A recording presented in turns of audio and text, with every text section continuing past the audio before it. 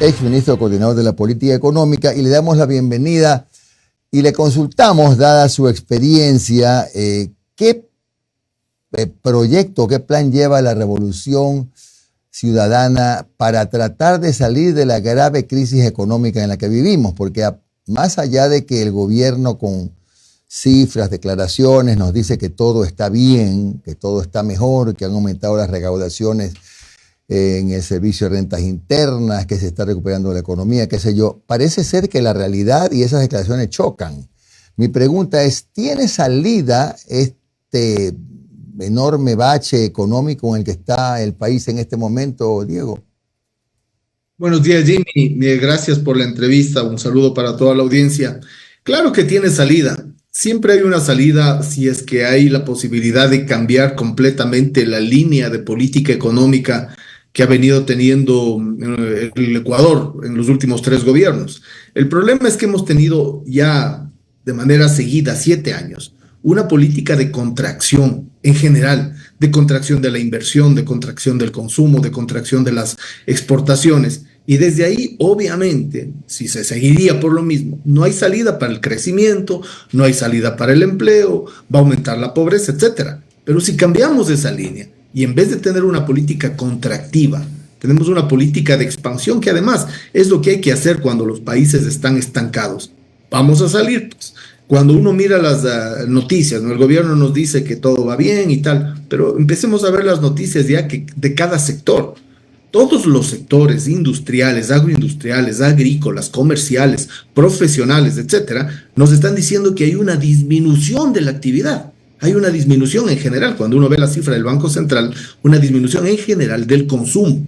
Y el Ecuador y cualquier país puede crecer si hay consumo. ¿Cómo hay consumo? Cuando hay inversión, porque la inversión genera empleo. Si no hay empleo, no hay ingreso. Si no hay ingreso, no hay consumo. Entonces es un círculo vicioso. Romper el círculo vicioso es lo que la Revolución Ciudadana, si llega al gobierno, y cualquier grupo, digamos, democrático, progresista, que pueda coincidir con una línea de beneficiar a la gente, va a hacer, es romper ese círculo vicioso, aumentar nuevamente la inversión, aumentar la actividad y generar otra vez que esta rueda de la economía vuelva a circular. Ahora, Diego, ¿cómo se logra romper ese círculo vicioso? ¿Cómo se reactiva la economía cuando estamos viendo que hasta la producción petrolera ha bajado, ¿no?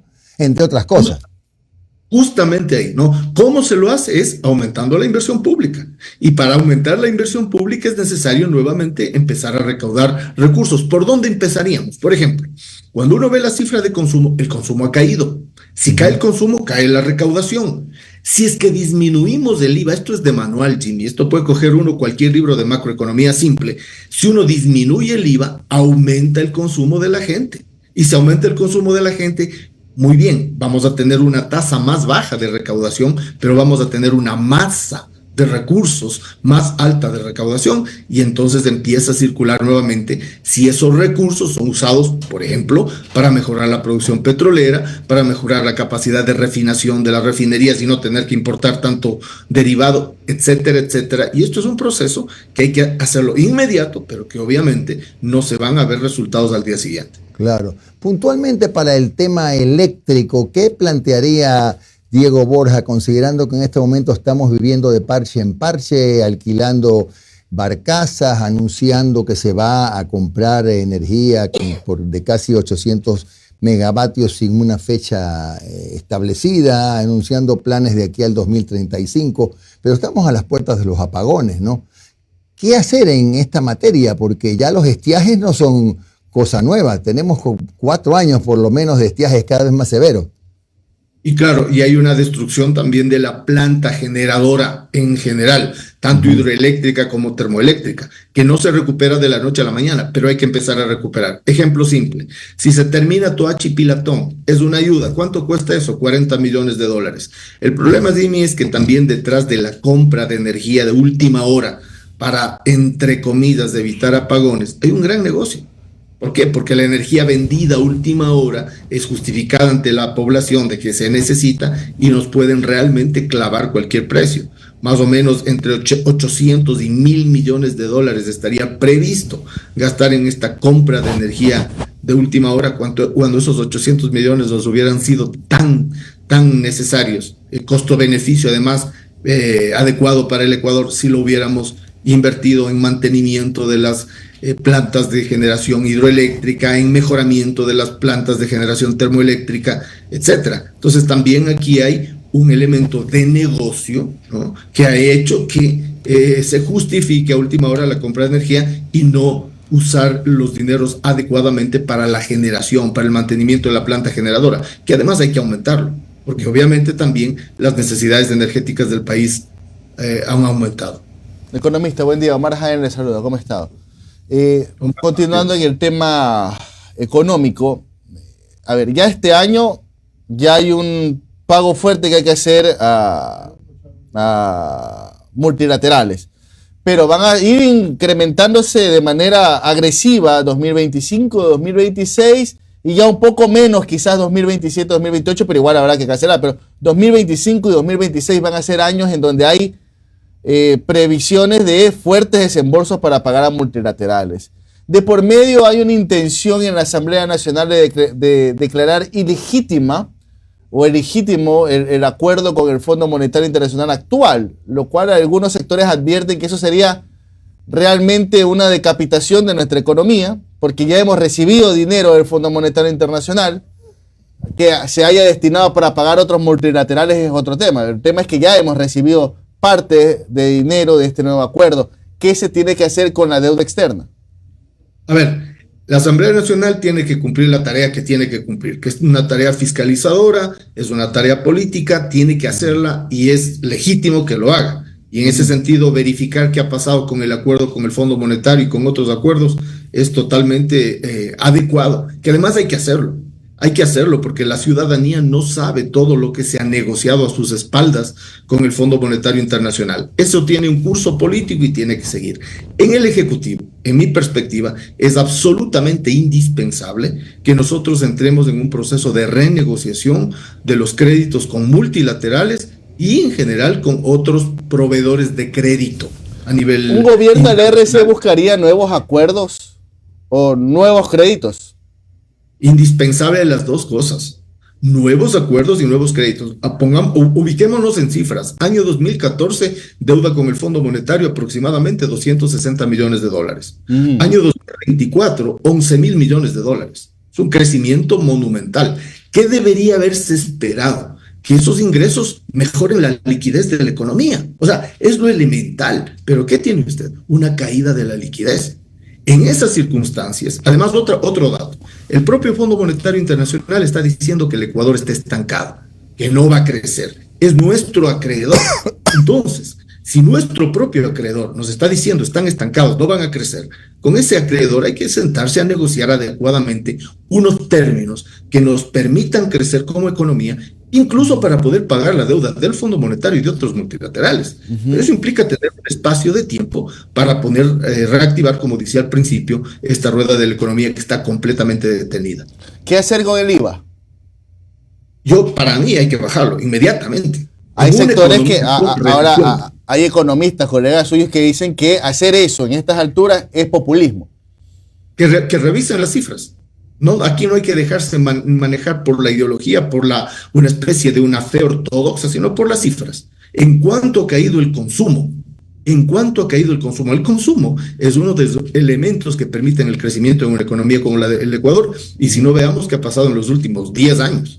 Entonces, si cae el consumo, obviamente, lo que tenemos que hacer es mejorar la capacidad de consumo de la gente, que además eso ayuda también para el bienestar de la familia ecuatoriana, no solamente para la recaudación tributaria, sino para el bienestar de la gente. Ahora, pero economista, ahí asimismo, esos colegas dicen, a ver, hablan tanto del IVA, pero igual se ha recaudado más dinero, dice. O sea, no se ha frenado el consumo. Eso es lo que dice el propio Ministerio de Finanzas. Bueno, que lea lo que dice el Banco Central. Entonces, que se pongan de acuerdo ahí, porque el Banco Central, ¿qué nos está diciendo? En el informe sobre el ciclo económico, ¿qué nos dice? Ha caído la inversión, ha caído el consumo, ha caído la exportación en un país dolarizado. Imagínese usted, eso es de restricción enorme de liquidez. Entonces, por algún lado hay que empezar a reactivar este proceso y claro, este proceso tiene que reactivarse sin seguirle cargando la mano a la gente, porque lo que tenemos son 7 años de golpear y golpear y golpear sobre la familia ecuatoriana. Estaba leyendo el informe de crédito de las cooperativas. Es decir, el nivel de morosidad en el microcrédito, por ejemplo, está ya en el 11%. ¿No? El nivel de morosidad en términos generales ha superado el 8%. ¿Qué hacemos con las tasas de interés, economista? ¿Qué hacemos con las tasas de interés que son criminales en este país? Y de acuerdo al Fondo Monetario habría que subirlas más todavía. Eso es lo que afirmó Noboa. Noboa firma un acuerdo donde dicen que las tasas en el Ecuador, las tasas de interés, tienen que seguir subiendo. Cuando lo que debería, por supuesto, es disminuir en un país dolarizado con una inflación baja la tasa de interés para generar mayor posibilidad de reactivación de una economía que tiene que pagar costos altísimos al sector financiero. Y eso no se hace, no se regula y se mantiene, porque el sistema de regulación además está destruido. ¿Qué hacemos con un tema que siento que si el señor Noboa alcanza la reelección, creo que lo va a intentar imponer en su nuevo periodo, que es, él tiene un dolor, ¿no? Sangre en el ojo porque perdió la pregunta del trabajo por horas en la consulta popular. Casi el 70%, 60 y pico por ciento de los electores dijo no al trabajo por hora. Pero ya hemos escuchado algunas declaraciones de la ministra del ramo decir que van a intentar, que van a hablar, que van a ver. Eso me huele que lo van a intentar en un nuevo periodo legislativo, incluir en la reforma laboral. ¿Qué plantea la RC con respecto al trabajo? ¿Trabajo por horas? ¿Eliminación de la jubilación patronal? ¿Nuevas modalidades de trabajo? ¿Quizás más flexibilidad al momento de despedir trabajadores? ¿Qué se propondría? Yo creo que ni la RC, ni yo particularmente, que he estado en un camino cercano, aunque no directamente con la RC, le recuerdo a usted, Omar, que yo fui parte de la constituyente. Exacto. Estuve en la mesa de trabajo, en la número 6, y en esa mesa de trabajo se procesó en ese año 2008, 1 de mayo exactamente, como un regalo al Día del Trabajo, se procesó la eliminación de la tercerización laboral y de las formas de precarización. Más bien, esta línea, esta tendencia progresista que ha sido representada por la Revolución Ciudadana ha sido muy proclive a la defensa de los derechos del trabajador. Ahora tenemos aquí que combinar, que hacer un equilibrio entre lo que es la defensa de los derechos de los trabajadores que tienen un empleo adecuado, que solamente es del 1/3 de la población, con el resto que no está empleado. Para el resto que no está empleado, mi propuesta ha sido, y la he dicho públicamente, ha sido generar mecanismos que permitan que esta enorme masa de ecuatorianos, laboral me refiero, que tienen una capacidad de empleo, pueda ser ayudada, si es que no con empleo directo, que también hay que hacerlo, pero también con otro tipo de empleos. Por ejemplo, cuando usted genera fondos de garantía para emprendedores en varias áreas, en el área de los jóvenes, de desarrollo de software, de desarrollo de conocimiento y tal, pero también puede ser para el área agrícola, para el área agroindustrial, fondos de garantía, no créditos, y podemos dinamizar el sistema financiero, que además también sería un buen negocio para un sistema financiero que ha visto que se ha disminuido tanto los depósitos como las colocaciones. Entonces, estos fondos de garantía pueden ayudar a generar empleo sin que sea necesariamente empleo directo. ¿Hay que hacer empleo directo? Por supuesto que hay que hacerlo. Y hay sectores específicos donde eso genera alto valor agregado. Le pongo un ejemplo, el cuidado de páramos. El cuidado de páramos genera la producción, para decirlo de alguna manera, de agua, ¿no? Y eso es un elemento que genera inmediatamente capacidad de consumo de un sector agrícola, rural, totalmente marginalizado. Es decir, ¿cómo hacer con políticas activas de empleo? Hay cómo hacerlo. Finalmente, economista, y en la parte política, ¿está en firme su postulación como vicepresidente o es algo que se define hasta el día de mañana a 11:59 de la noche? ¿Cómo está? ¿Qué ha podido conversar a la interna de la RC con su compañera de binomio, con el buró del partido? Bueno, con Luisa mantenemos una conversación muy fluida sobre los temas más bien estos de programa económico, de campaña y cosas de ese estilo. No estamos ninguno de los dos involucrados en el proceso de negociación de las alianzas. De manera que yo vuelvo a repetir lo que ya he dicho, es decir, si podemos tener una alianza que mejore la posibilidad del triunfo de una línea progresista, mi espacio como precandidato estará siempre a disposición de una alianza que mejore esa posibilidad. Siempre, eso lo he dicho desde el principio, he tenido conversaciones con muchos partidos en ese sentido desde el mes de marzo, la línea mía sigue incólume. Si es que tenemos cómo ampliar esta alianza, pues hay que dejar intereses legítimos, tanto personales como de partidos. Gracias a Diego Borja, precandidato a la vicepresidencia de la RC5 y exministro coordinador de la política económica. Un buen día, Diego, muy amable. Igualmente, gracias Jimmy, gracias Omar.